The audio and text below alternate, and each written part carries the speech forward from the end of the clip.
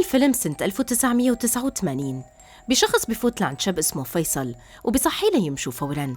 بيطلعوا لبرا وبيقولوا لفيصل إنه مو أمان يضلوا هون، وبصيروا يمشوا بين الزرع وفجأة بيحسوا بشي غريب وبتظهر لهم وحدة لابسة أسود.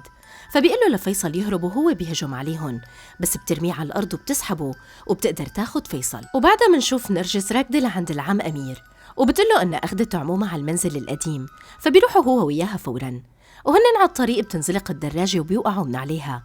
أمير بينصاب برجله ونرجس بوشها، ومنشوف المرأة قاعدة بمكان كله رموز وقدامها هنن وعم تعمل عليهم طقوس ومعلقة واحد من رجليه بجنزير وتحته سطل. بعدها مننتقل لسنة 1999 ومنشوف أمير بالباص وبينزلوا هو ووحدة وبيكونوا مع مجموعة من الأشخاص لابسين أبيض وبيفوتوا على المكان نفسه. وفجأة البنت وهي واقفة بتشوف واحد منهم إجا وصار يخبط راسه بالحيط، وبيجي أمير بيحاول يرجعه لصوابه.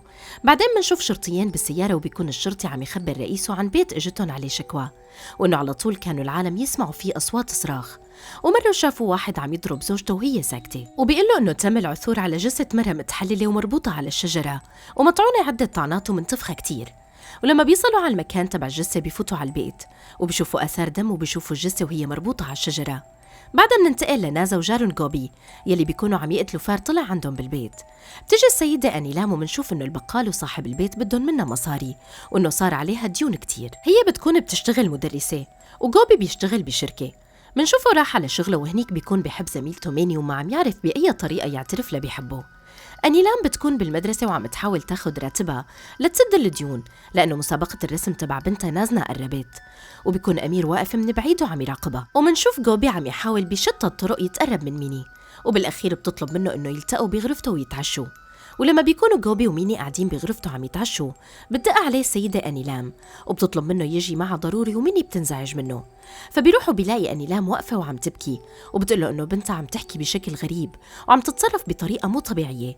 فبيفوتوا على غرفتها وبيلاقوها قاعدة على الأرض وعم تتنفس بطريقة مرعبة، وبيقرب منها جوبي ولما بتلتفت عليه بيكونوا عيونها حمر، وبتصير تقله استخف فيني وقلل من قيمتي وتحكي بغضب بس ما بيعرف عن مين عم تحكي. فبيطلعوا من الغرفة فوراً وبيصيروا يفكروا بحلوا شو بدهم يعملوه. وبصير جوبي يبحث على النت شو يعمل بحالة تسلط الجن على الإنسان، وبيقلها تجيب أكل وعصا. وبيفوت على غرفة نازنة وهو جوا بيسمع صراخ، بس فوراً بتجي أنيلام وبتجيب له يلي طلبه، وبصير يحاول يعطي نازنة الأكل فبتاخد منه الصحن وبتصير تاكل بطريقة غريبة. وتاني يوم نشوفها رجعت لطبيعتها، فبياخدوها على الدكتور وبصير يسألها شو عملت بعد ما رجعت من الجامعة، بس بتقوله إنها ما عم تتذكر أي شيء. وبيفحصها وبيصور لها راسها وبيعطيها دواء وبيقولن إنه لازم تاخده بانتظام. بالليل وهن نايمين فجأة بتقوم نازنة وبتوقف بشكل مخيف. تاني يوم بنشوفها واقفة وعم تطعمي الطيور، وأمها وجوبي قاعدين على جنب وأمير واقف من بعيد وعم يراقبها. بعدها بيحاول جوبي يسأل أصدقائه إذا بيعرفوا حدا بيساعد شخص ممسوس، بس ما حدا بيكون بيعرف. وبيروح لعند الشخص يلي بيبارك له وهو رايح على شغله وبيسأله إذا بيعرف حدا، فبيدله على علاء الدين بابا وبيدله على مكان.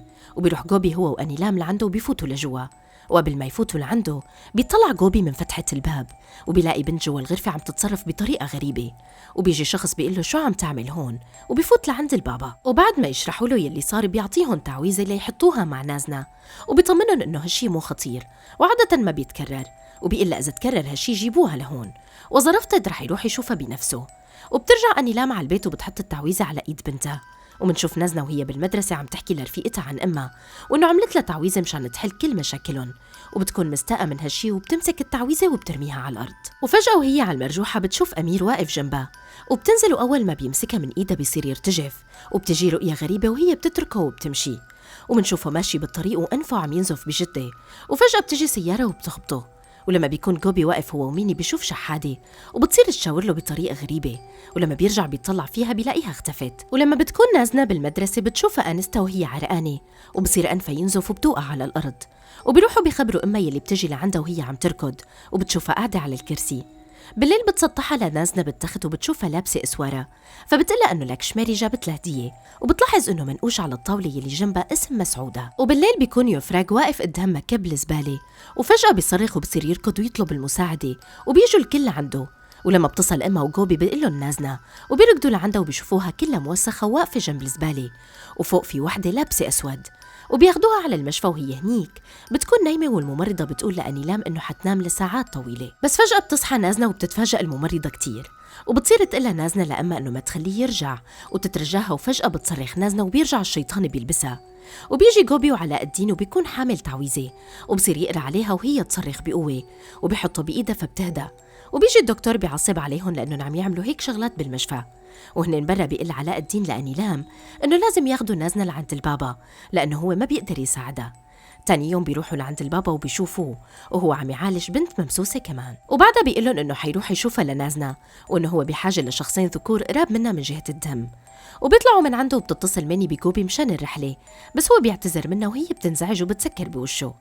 بالليل بيجي لعندهم البابا وبيحكي مع نازنة شوي، بعدين بينتبه لاسم مسعودة المحفور ولأسوارة نازنة، وبتطلع فيه وهي عيونها حمر. وبيطلع من الشباك بيشوف البيت المهجور يلي قدامهم، وبيكون في طريق مختصر منه، وبيسألها لأنيلام إذا نازنة بتمر من هالطريق وبتقله إيه أحيانا، وبينزل ليتمشى بالمكان وبيشوف شبح مرة. جوبي بيحاول يطلب إجازة من شغله بس مديره ما بيوافق، وبيروح لعند شخص ليسأله عن البيت المهجور يلي جنبهم ويجيب له للبابا معلومات عنه. وبيقول له الشخص إنه بهذا البيت في رجال قتل زوجته، وإنه البيت كان لشخص اسمه محمد أمير وعطى لأخوه الصغير، والشرطة رفضت تدخل البيت لأنه أخوه كان المشتبه فيه، وتم استجواب أمير وبعدها رجع على قريته. وبصير جوبي يتحرى عن الموضوع، وبيجيب صورة لجثة مسعودة اللي كانت مربوطة على الشجرة وتم قتلها بوحشية، وبيخبر البابا بكل شيء، وبورجيه صورة مسعودة وزوجها، وبيشوف إنه بإيدها في إسوارة، وبيقول له لجوبي إنه بيتوقع إنه مسعودة يلي شافها الليلة الماضية، وإنه مسعودة بدها تستحوذ على نازنة.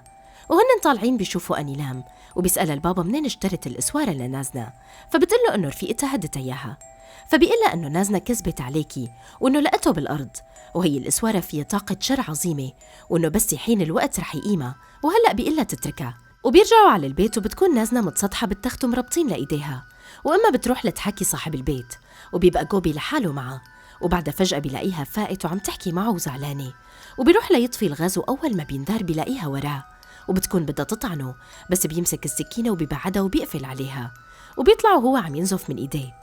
تاني يوم بيكون تعبان شوي، وبتجي لعنده أنيلام وبتعطيه الحلو. بعدها منشوفهم اجوا لعنده وبيفوتوا لعند نازنة ومعهم جنزير ليربطوها، وأنيلام بتصير تبكي، وبيكون جوبي عم يشوفهم كل يوم وهن عم يتألموا ويبكوا وما بيقدر يساعدهم، وبيروح لعند طليقة لأنيلام يلي بيكون سيء كتير، وبيقول له إنه هو ما بيتعاطف معهم نهائيا ولا بده يساعدهم، فبيعصب عليه جوبي وبيمشي. وبيروح لعند البابا يلي بيقوله إنه لازم يعرفوا معلومات أكتر عن مسعودة ووين اندفنت وموضوع الإسوارة وليش رجعوا سرقوا جثتها بعد الدفن. فبيروح جوبي على قرية أمير وبيلاقي جنازته، وبيخبروه إنه تعرض لحادث وكان بالمشفى ومات صباح هذا اليوم. وبيروح على بيته وبيشوف فيه نفس صورة المرة يلي ببيت طليقة لأنيلام، وبيسأل السيدة يلي هنيك عن مسعودة فبتتوتر، وبيجي شخص وبيطرده من البيت. بضل قاعد برا، وبالليل بتطلع لعنده السيدة نرجس وبتقله إنه يلاقيها عند البحيرة يلي برات القرية، وهي حتجاوب على أسئلته، وبتقله إنه المرة يلي بالصورة بتكون زوجة أمير.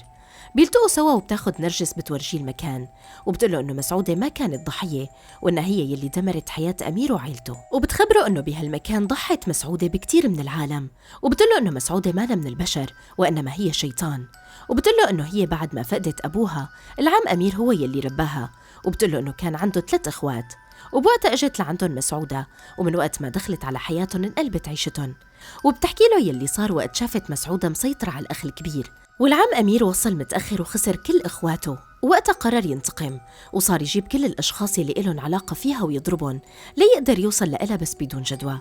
وبتقله إنه الشيخ خبر أمير إنه ما حتطلع من حياتهم لحتى تنفذ يلي بدها إياه، وبيعطيه حجاب وخنجر ليواجه مسعودة، وبيروحوا بيهاجموا مسعودة وبيجروها على الشجرة وبيربطوها، وبيقول لها أمير ليش قتلتي إخواتي وبيصرخ عليها. حتى بعد موت مسعودة العم أمير ما ارتاح، وكاجا كان مغرم فيها لهيك عرف مكان دفن الجثة وراح طلعها وحاول يرجعها بالسحر بس انقلب يلي عملوا عليه ومات. وبتقله نرجس إنه صعب عليهم مواجهة مسعودة، وبتدله على الكهف يلي خبى فيه أمير الخنجر والحجاب. بيروح بيجيب الخنجر والحجاب وبيروح هو وأنيلام على الغابة ليلاقوا قبر مسعودة ويحطوا الحجاب فيه، وبالفعل بيلاقوا القبر، بس بيصيروا يواجهوا عدة صعوبات وبتصير روح مسعودة تهاجمهم. نازنا بيكونوا مربطينها وبيجيبوا أبوها، وبتتحول وبتقوم بتهجم عليهم، وبالأخير بيقدر جوبي إنه يغرز الخنجر بمسعودة ويتخلص منها، وبترجع نازنا لطبيعتها. بعد فترة منشوفهم عايشين حياة طبيعية، وجوبي تزوج هو وميني، ولما بيكون قاعد فجأة بيسمع صراخ ميني، وبتقله إنها شافت سيدة شعرها منكوش بالغرفة ومرعبة، وبوقفوا هن الاتنين خايفين وبيسمعوها عم تقول طلاسم، وبيكون الواقع إنه ما قدروا يتخلصوا من الشر أبداً. ولهون بتخلص قصة الفيلم. وإذا عجبكم